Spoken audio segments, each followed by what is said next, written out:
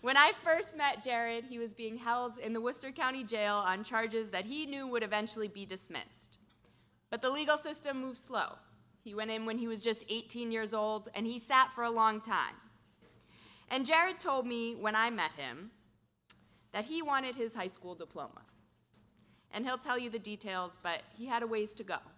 He had a lot of credits left to finish, and given his particular situation, there was a lot of red tape in the way of getting him access to any school at all. But what I found most striking about working with Jarrid is that he never moved off that spot. He always stayed confident that through patience and diligence and consistency, he would get to his goal. He didn't need a plan B. While sometimes the world's low expectations and assumptions can encourage young people to settle for second best or limit their own potential, Jarrid so consistently wanted to achieve his goal. This young person, caught in a system designed to hold him back, did not need a plan B.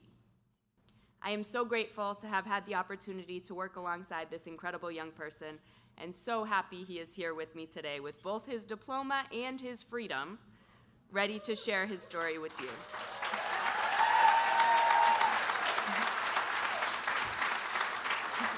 I am honored to turn it over to our next speaker, Jarrid Campbell, Jr.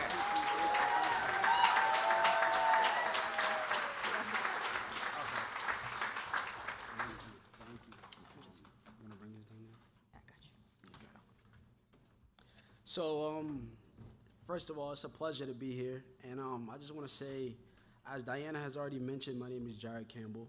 I would like to share a little bit about my past and present with you all.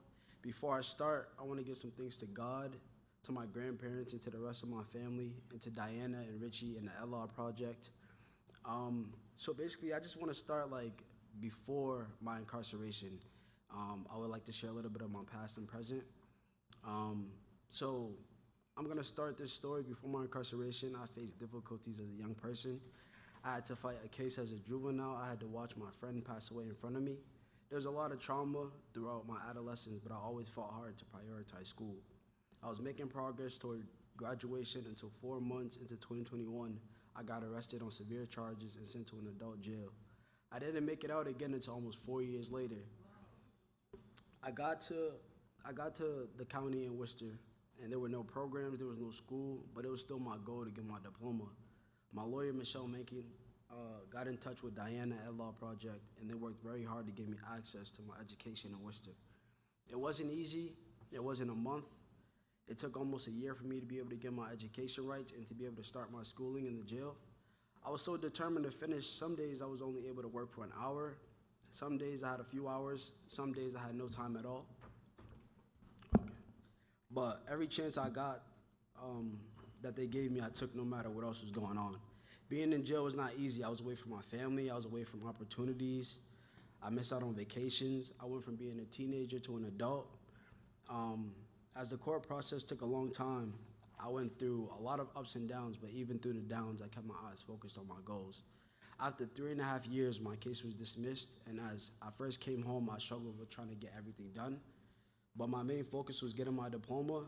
I still had a deadline to finish my classes as I was doing my schoolwork. I was also in my grandfather's program, getting my OSHA 30. I would say out of everything I accomplished in the 4 months that I've been home, getting my diploma was truly the happiest goal I accomplished because of the struggle, the process, and the time that it took for me to go through it.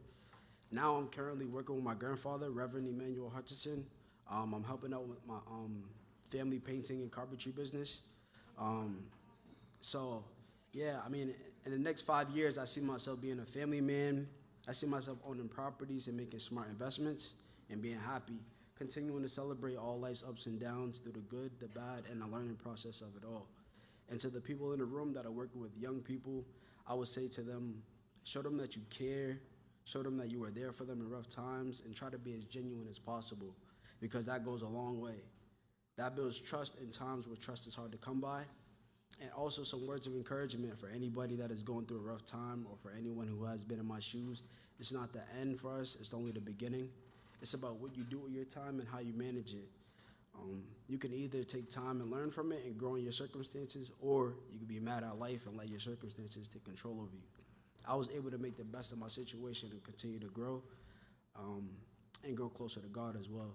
Again, thank you to my family, Diana and Richie in the LR Project, my family in the room for being here, and for everyone who showed up today to support this important, showed up today to support this important cause. Thank you.